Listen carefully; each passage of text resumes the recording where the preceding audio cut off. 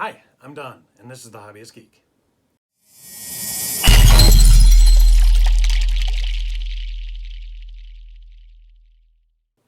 And today we are continuing our Ecto-1 build. We have our parts for stage 60 right here, and if you saw the last episode, you know that Eagle Moss did not send me the correct magazine for this, so I am going off of instructions I found on the internet. So I hope we get this right. And, well, let's open this up and let's see what we got. All right, here are the parts we get with this issue. We have the Astrodate input-output peripheral body, peripheral front, and peripheral monitor, as well as the Martin Marietta UHF signal and power distribution unit cover. And then we've got a lot of these little knobs here, and it's kind of hard to tell, but they're not all identical. As you can see, some of these are shorter and some of these are longer. There are 8 in total, 4 of each. And we've also got these support struts, and I believe these are little circuit breakers. They're really just called knob C, but I believe they're little circuit breakers here. And we got 6 of those. So first things first, we want to assemble the peripheral monitor here. So we'll take the box and the cover plate, and you can see there are 2 posts here on the back.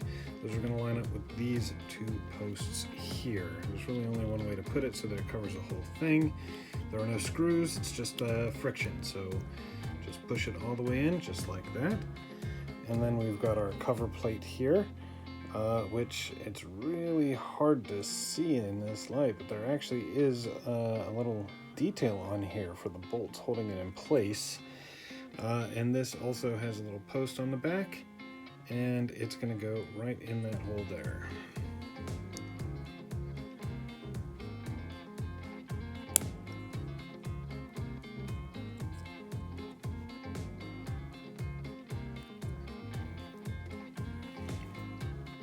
Just like that.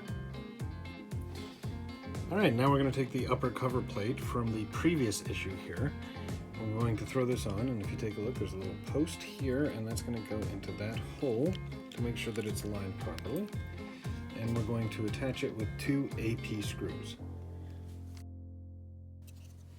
Look at that. All right, now what we want to do is take the upper assembly that we did in the last issue here, and we're going to put this in, and we're going to align it like this, so that we've got this cover here with these facing towards the right. We're going to attach it across the top with 4 IP screws. And there you go, all attached. All right, for this next stage, we're going to take the cover here, and if you take a look on the back, there is a little post. Focus. There it goes. A little post right there, and that's going to fit into this hole on the upper panel. So you can just line that up, push that in, and you can also see that all of these little posts and holes all line up as well. And in these 3 holes here, we're going to put in GP screws. All right, looking very nice. Now we're going to attach the lower panel, and this does not have a pin to help keep it aligned, but again, these 3 holes here on the bottom are going to line up with these 3 holes here, and all of these holes are going to line up right there, and we're going to attach it with another 3 GP screws. Look at that. Definitely looking nice.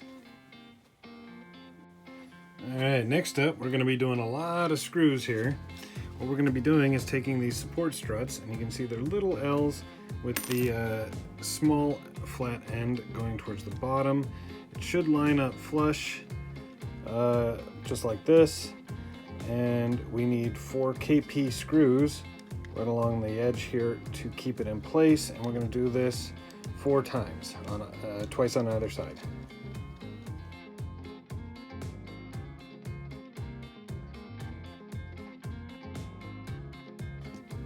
All right, and there we go. All of the supports are now in place, and now it's time to populate this.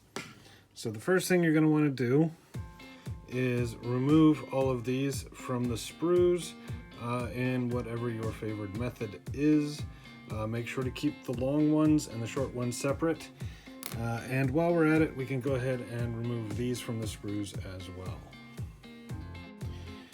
All right, for this next segment, we're going to apply these little pieces. Wow, these things are really, really small.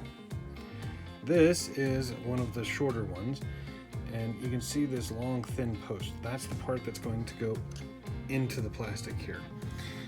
And as per the instruction, you can do them in whatever order you want, but per the instructions, these two holes here, the second and fourth on both the top and the bottom are short buttons, whereas the first and third on the top and bottom are long buttons.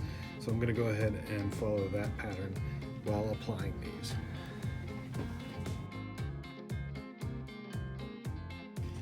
And there we go. Look at those buttons. They just kind of stand out a little bit, don't they? All right, for this last stage, we're going to put in these circuit breaker switches here. And you can see there's just the two little posts on the back. Those two little posts are going to go into here. And you can actually put these in whatever direction you feel is best. According to the instruction, all of the switches should be facing down. However, I did find a picture of the real car in which the only one facing down was the top left one here. So I'm actually going to use that pattern.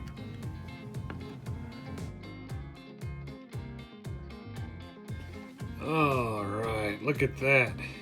That is looking beautiful. I love the detail here. This is actually really, really nice. And I like that it's not 100% silver like a lot of the other stuff that we've put. But now it's time to start putting this on the interior of the car. All right, for this stage, we're going to take the piece we've assembled today, and we're going to attach it to this. You can see these 4 small holes here. That's where these supports on either side are going to go. And we've got these 2 bases here. Those will fit right over that. And it should, when lined up properly, just slide into place. Assuming I can line it up properly. There we go. All right, now these screws down here are going to be really hard to get to, but I'm sure we can do it.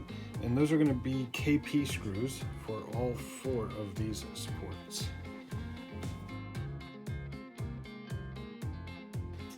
All right, there we go with those all in there. I actually found it easier to simply take out these 2 screws and remove this so I could get into those down there. I hope that doesn't come back to bite me when we have to install this screw. Hopefully it'll come in from the bottom. We'll find out.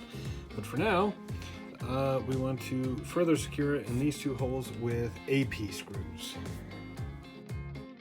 All right, there we go. That's not going anywhere.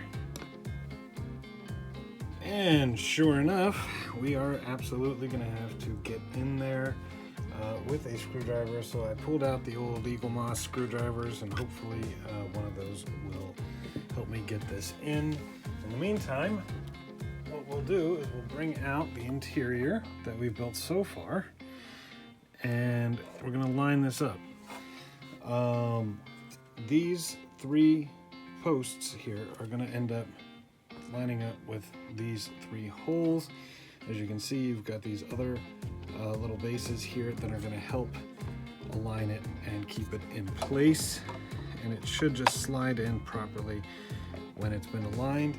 And in those 3 remaining holes, we'll use AP screws. Okay, and there we have it. Stage 60 is complete, and look at the additional detail that we've got in the car now. That is just incredible.